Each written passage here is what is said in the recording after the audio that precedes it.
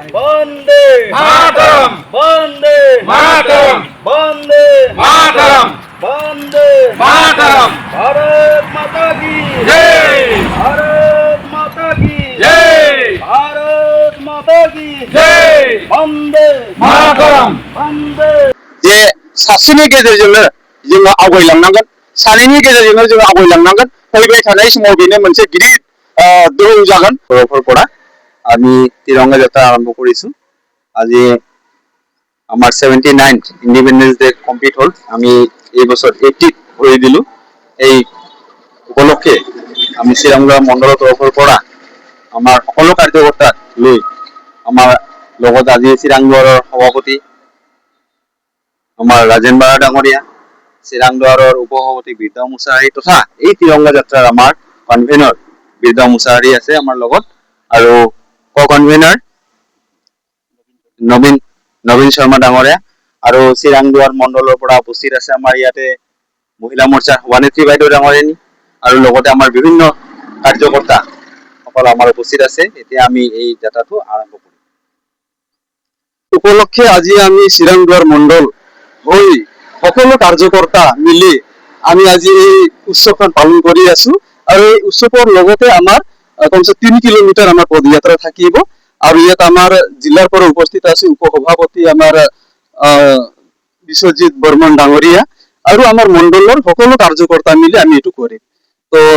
আমি এটো আমি সফলতাভাৱে আমি সম্পূৰ্ণ কৰিম বুলি আশা কৰি ধন্যবাদ জনাইছো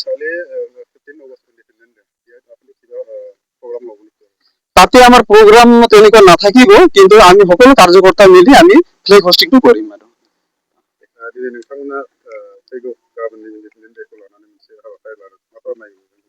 बयनिसिमबो खुलुमनाय जासिबाय दिनैहाय सारा भारत नाङै जे 80थि भारत उदांस्रि सान बेजों लोब्बा लाखिनानै मोनफ्रोमबो जायगायाव दिनैहाय जेरैबायदि फ्लेग गायनायनि जे मोनसे फोसावगिरि हाबाफारि थामहिनबा हानजा सुनाय हाबाफारि बे हानजा सुनाय हाबाफारिखौ मिरुनिफ्राय जिल्लानिफ्राय मण्डलसिम बिथोन हरनाय लेखा जोंबो 12 नं श्रीरामगड़ मण्डलनि जानानै दिनैहाय जोङो बे मण्डल अफिसनिफ्राय जोङो रुनिकाटा बाजारसिम जों मोनसे बेबायदि हानजा सुनाय जे हाबाफारि लादों बे हाबाफारियावनो जोंहा बाहागो लाफैदों जोंहा जिल्लानिफ्राय लेङाइ आफादगिरि जा बिश्वजित बर्मन बिथाङा बाहागो लादों जोंनि मण्डलनि आफादगिरि जा राजेन बारा बिथाङा बाहागो लादों जोंनि जिल्लानि युवा मोर्चानि सासे सेक्रेटारि जा सन्जय कुमार ब्रह्म बिथाङा बाहागो लादों जोंनि मण्डलनि जा गाहाय नेहाथारि सानै दङ नवीन शर्मा दङ जा कमल ब्रह्म दङ आरो जोंनि महिला मोर्चानि जा आफादगिरि जा सोदोमस्रि बसुमतारी जोंनि किसान मोर्चानि जा आफादगिरि दङ दुलाल टप आरो जोंनि गोबां दैदेनगिरिफोरा बे हाबाफारियाव बाहागो लादों थांखिया बेनो जोंहा फैबाय थानाय 80थि भारत उदांस्रि सान बे सानखौ जाहाथे सारा बुहुमावनो सारा भारतआवनो सारा आसामावनो सारा बड'लेण्डआवनो आरो सारा ओनसोलावनो जोङो बे पेपेला गायनायखौ जोङो मोनसे रायजोफोरनिसिम मिथिहोनो थाखाय जोङो नाजादों आरो जों साफ्रोमबो जोंनि भारतनि नोगोरारि जानानै जोङो गाबोननि समाव थामहिनबा 15 आगस्टआव जाहाथे जोङो नखर नखर पेपेला गायनाय बे गायनायनि हाबाफारिखौ जाहाथे बयबो मावफुंगोन बेखौ जों मिजिं खालामदों आरो जोङो नैबे 80थि भारत उदांस्रि सानजोंनो लोब्बा लाखिनानै जोंहा 150 थि जोंहा बन्दे मातरमनि जोनोम बेखौबो फालिगासिनो दङ आरो जोंहा दिनैहाय पाकिस्ताननि जे गावस्रानाय पाकिस्ताननि जे इन्डिपेन्डेन्स बे इन्डिपेन्डेन्सखौबो जोंहा भारतआव दिनै फालिदों आरो जोङो आसा खालामो जाहाथे बे फालिनायफ्रा जाहाथे जोंनि भारतनि मोनसे गोजोरथि जेरैबायदि जोङो मोनसे समाव उदांस्रि लुबैनानै जोंनि गोबां जोंनि बिर जोहोलाव बिथांमोना थैलांबाय बै बिथांमोनाबो जाहाथे सोरगोआव आलो-गोजोन थाहैनो हायो बिथांमोननि आद्रा थानाय जे मावनो गोनां खामानि बे खामानिफोरखौ जों निश्चय गोदानगिरिया जोङो निश्चय मावनो हागोन बेखौ मिजिं खालामदों आरो फैबाय थानाय समाव जों लाइमोनफोरनि जे गोहो बेखौ जोङो मुलुग दरबाराव निश्चय जों दिन्थिनांगोन आरो जोङो बिजेपि दोलो हिसाबै दिनै सारा भारतआव दिनै मोनसे गोहोगोरा हानजा जानानै बियो सरकार खुंगासिनो दङ जोङो आसा मिजिं खालामो फैगौ 2047 मायथाइसिम जोंनि बिजेपिनि जे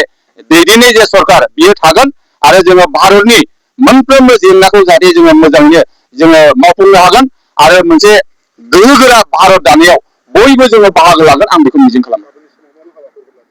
जोङो गाबोन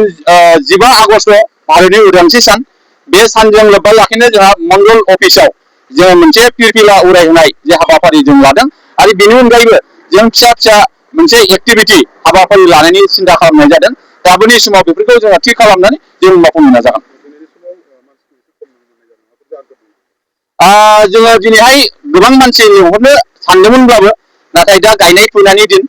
दिनै गोबां मानसिफ्रा गावबागाव खामानियाव बेस्थ' जानानै दङ। सोरबा बान्दो मावदों, सोरबाया लोमजादों, सोरबाया डक्टराव थांदों। गोबां बेबायदि जेंनाखौ जोङो दिनैहाय मोनदों। दा बेनिखायनो जोङो गोबां मानसि नङाब्लाबो जे सासेनि गेजेरजोंनो जोङो आवगायलांनांगोन, सानैनि गेजेरजोंनो जोङो आवगायलांनांगोन। फैबाय थानाय समाव बेनो मोनसे गिदिर दोहौ जागोन आरो जोङो जोंनि इयुनखौ जों थि खालामनो हागोन, जों बेखौ मिजिं खालामो।